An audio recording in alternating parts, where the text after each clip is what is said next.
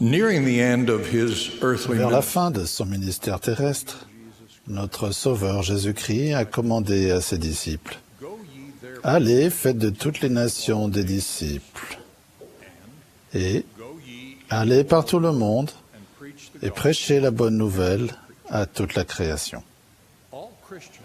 Tous les chrétiens sont tenus par le commandement de faire connaître l'Évangile à tout le monde.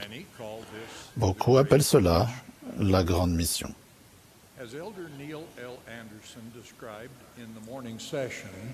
Comme Elder Anderson nous l'a indiqué à la session du matin, les saints des derniers jours font certainement partie des plus engagés dans cette grande responsabilité. Nous devrions l'être, parce que nous savons que Dieu aime tous ses enfants et qu'en ces derniers jours, il a rétabli une connaissance supplémentaire vitale et le pouvoir de les bénir tous.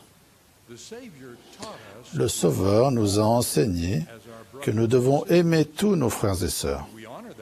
Et nous honorons cet enseignement en faisant part de notre témoignage et du message de l'Évangile rétabli à toutes les nations, familles, langues et peuples.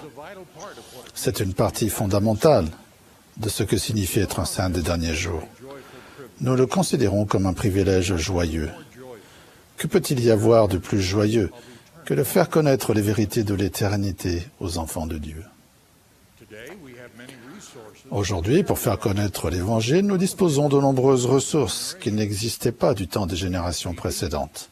Nous avons la télévision, l'Internet et les différents médias sociaux. Nous avons beaucoup de messages très utiles pour présenter l'Évangile rétabli. Nous avons la notoriété de l'Église dans de nombreux pays. Nous avons un nombre de missionnaires qui a beaucoup augmenté. Mais utilisons-nous toutes ces ressources avec les meilleurs résultats possibles? Je crois que la plupart d'entre nous diraient non. Nous désirons nous acquitter plus efficacement de la responsabilité que Dieu nous a confiée de proclamer l'Évangile rétabli au monde entier. Beaucoup de bonnes idées pour faire connaître l'Évangile fonctionneraient dans certains lieux ou pays. Cependant, comme nous sommes une Église mondiale, je vais parler d'idées qui marcheront partout, dans les unités les plus récentes comme dans les plus anciennes, dans les cultures nouvellement réceptives à l'Évangile de Jésus-Christ, comme dans les cultures et pays qui sont de plus en plus hostiles à la religion.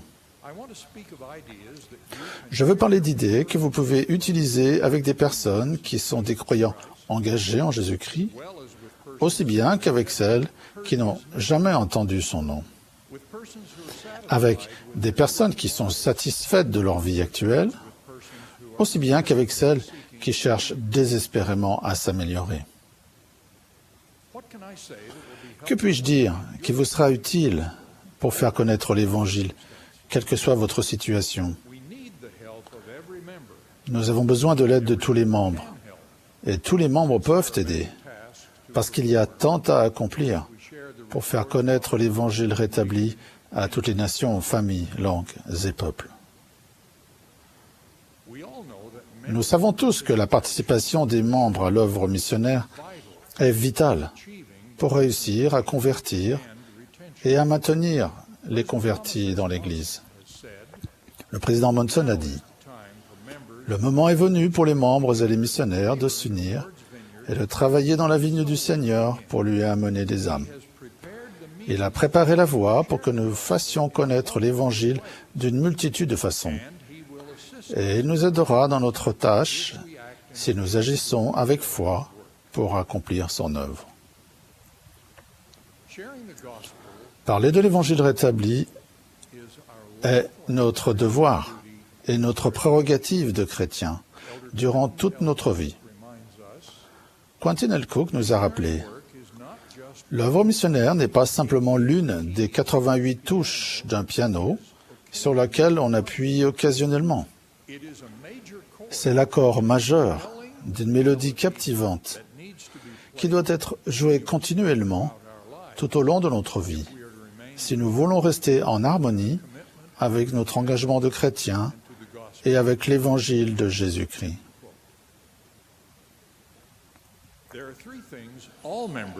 Il y a 3 choses que tous les membres peuvent faire pour aider à faire connaître l'Évangile, quelles que soient les circonstances dans lesquelles ils vivent et travaillent. Nous devrions tous faire tout ce qui suit. Premièrement, nous pouvons prier pour avoir le désir de contribuer à cette partie vitale de l'œuvre du salut. Tout effort commence par un désir. Deuxièmement, nous pouvons nous-mêmes respecter les commandements. Les membres fidèles et obéissants sont les témoins les plus persuasifs de la vérité et de la valeur de l'Évangile rétabli. Chose plus importante encore, les membres fidèles auront toujours la compagnie de l'Esprit pour les guider dans leurs efforts, pour participer à la grande œuvre de proclamation de l'Évangile rétabli de Jésus-Christ. Troisièmement, nous pouvons prier pour recevoir l'inspiration quant à ce que nous pouvons faire pour faire connaître l'Évangile dans notre situation. Ce n'est pas comme prier pour les missionnaires ou prier pour savoir ce que les autres peuvent faire. Nous devrions prier pour savoir ce que nous pouvons faire personnellement. Quand nous prions, nous devrions nous souvenir que les prières pour demander ce genre d'inspiration seront exaucées si elles sont accompagnées d'un engagement, ce que les Écritures appellent une intention réelle ou un cœur pleinement résolu. Priez avec l'engagement d'agir selon l'inspiration que vous recevrez, en promettant au Seigneur que s'il vous inspire de parler de l'Évangile à quelqu'un, vous le ferez. Nous avons besoin d'être guidés par le Seigneur, parce qu'à un certain moment, certaines personnes sont prêtes pour les vérités supplémentaires de l'Évangile rétabli et d'autres pas. Nous ne devrions jamais nous poser en juge de qui est prêt et de qui ne l'est pas. Le Seigneur connaît le cœur de tous ses enfants. Et si nous prions pour recevoir l'inspiration, il nous aidera à trouver ceux qu'il sait être prêts à entendre la parole. En qualité d'apôtre du Seigneur, j'exhorte chaque membre et chaque famille de l'Église à demander au Seigneur de l'aider à trouver les personnes qui sont prêtes à recevoir le message de l'Évangile rétabli de Jésus-Christ. M. Russell Ballard a donné ce conseil important, auquel je souscris pleinement. Faites confiance au Seigneur, il est le bon berger, il connaît ses brebis. Si nous ne nous engageons pas, nous passerons à côté de beaucoup de gens qui auraient pu entendre le message du rétablissement. Les principes sont très simples. Priez individuellement et en famille pour avoir des occasions missionnaires. Si nous agissons avec foi, ces occasions se présenteront sans une quelconque action forcée ou peu naturelle. Elles seront le résultat naturel de notre amour pour nos frères et sœurs. Je sais que c'est vrai. J'ajoute la promesse que si nous avons foi en l'aide du Seigneur, nous serons guidés, inspirés et trouverons beaucoup de joie dans cette œuvre d'amour d'une importance éternelle. Nous comprendrons que réussir à faire connaître l'Évangile, c'est inviter les gens avec amour et avoir l'intention sincère de les aider, quelle que soit leur réaction. Voici d'autres choses que nous pouvons faire pour faire connaître efficacement l'Évangile. Nous devons nous souvenir que les gens apprennent lorsqu'ils sont prêts à apprendre, pas quand nous sommes prêts à les instruire. Ce qui nous intéresse, par exemple les enseignements doctrinaux supplémentaires importants de l'Église rétablie, n'est généralement pas ce à quoi les autres s'intéressent.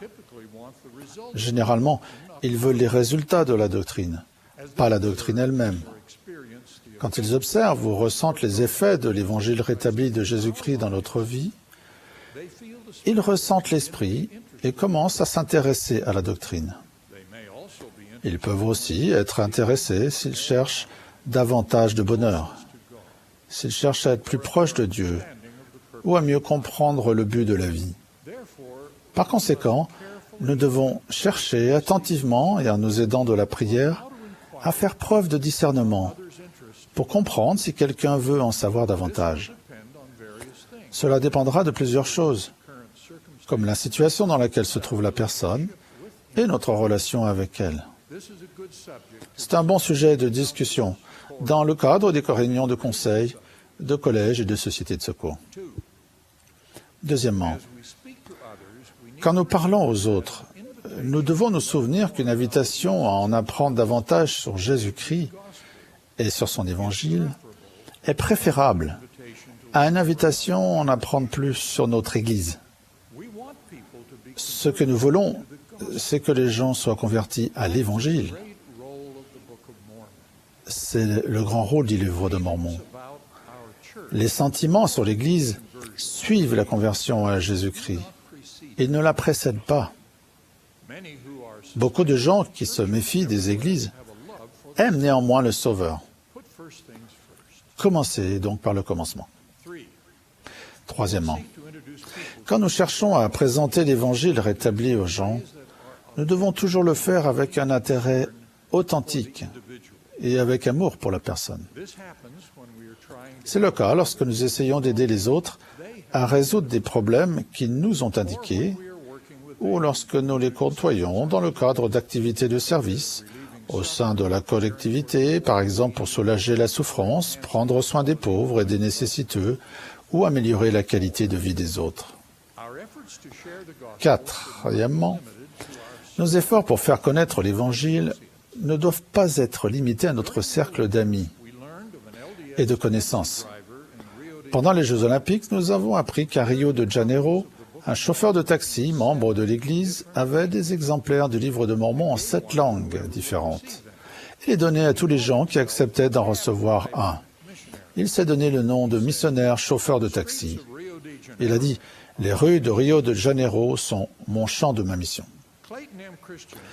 Clayton M. Christensen, qui possède une expérience impressionnante de membre missionnaire, a déclaré « Ces 20 dernières années, nous n'avons remarqué aucun lien entre la profondeur d'une relation et la probabilité que la personne sera intéressée d'en apprendre plus sur l'Évangile. »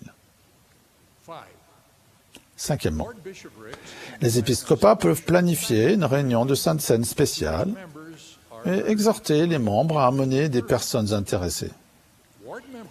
Les membres de la paroisse hésiteront moins à faire venir les gens qu'ils connaissent à cette réunion parce qu'ils auront davantage confiance que son contenu aura été soigneusement planifié dans le but de susciter l'intérêt et de bien représenter l'Église. Sixièmement, il y a de nombreuses autres possibilités de faire connaître l'Évangile. Par exemple, l'été dernier, j'ai reçu une lettre heureuse d'une nouvelle convertie qui, lorsqu'elle était malade, avait découvert l'Évangile rétabli grâce à un ancien camarade de classe. Il l'avait appelé pour s'enquérir de son état de santé. Elle écrit « J'ai été très touché par la façon dont il s'est présenté. Après avoir suivi les leçons missionnaires pendant quelques mois, je me suis fait baptiser. Ma vie s'est améliorée depuis. » Nous connaissons tous beaucoup de personnes dont la vie pourrait être améliorée grâce à l'Évangile rétabli. Allons-nous vers elles? Septièmement, la fascination et l'expertise de nos jeunes dans le domaine des médias sociaux leur donnent d'excellentes occasions d'aller vers les autres et de les intéresser à l'Évangile. Décrivant l'apparition du Sauveur aux Néphites, Mormon a écrit « Il instruisit et servit les enfants, et il leur délia la langue pour qu'ils puissent s'exprimer. » Je suppose qu'aujourd'hui, nous dirions « délier les pouces pour qu'ils puissent s'exprimer. » Allez-y, les jeunes.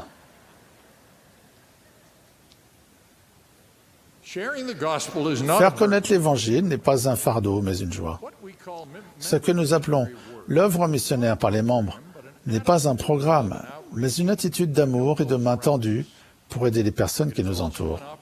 C'est aussi l'occasion de témoigner de ce que nous éprouvons pour l'Évangile rétabli de notre Sauveur.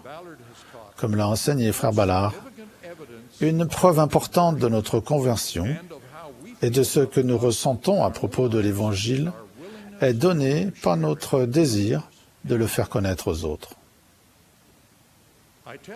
Je témoigne que Jésus-Christ est la lumière et la vie du monde.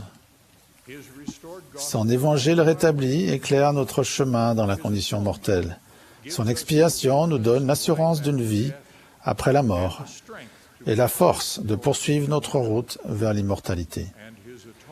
Son expiation nous donne la possibilité de recevoir le pardon de nos péchés et, dans le cadre du plan glorieux du salut de Dieu, de nous qualifier pour la vie éternelle, le plus grand de tous les dons de Dieu. Au nom de Jésus-Christ. Amen.